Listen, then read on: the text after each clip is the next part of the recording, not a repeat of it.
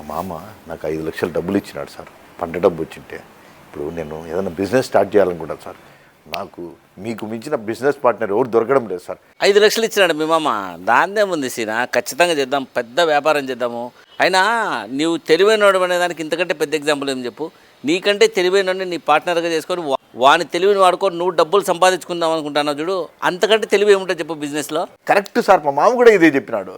మీ మామ నీకంటే తెలివైనవాడు ఉన్నట్టున్నాడు, నీ తెలివిని అంచనా వేసినాడంటే ఆయన ఇంకా తెలివైనవాడు. సుబ్బు కూడా వచ్చా. సుబ్బు, నువ్వు కూడా వ్యాపారంలో జాయిన్ అవుతావా? ఏంది స్వామి ఇద్దరు కలిసి నాకు స్కెచ్ చేస్తున్నారు? ఏం లేదు సుబ్బు, సీనా వాళ్ళ మామ 5 లక్షలు ఇచ్చినాడంట, నాతో కలిపి వ్యాపారం చేస్తా అంటున్నాడు. నా తెలివిని వాడుకొని లెక్క సంపాదించుకుందామని ఐడియా ఉందబ్బా.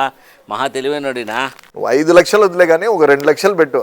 లాభాలు దా, నీకు 40, నాకు 40, సుబ్బుకు 20 అట్లా వస్తుందిలే. బాగా బ్రహ్మాండంగా తీసుకుందాంలే. చూడు సుబ్బు సారు మనకు బిస్కెట్ లేకుండా ఎట్లా తింటాడు, ఒక్కడే ఎట్లా తింటాడు, చూడు చూడు చూడు చూడు ఎట్లా తింటాడు. హరి సార్ ఎట్లా తింటాడు.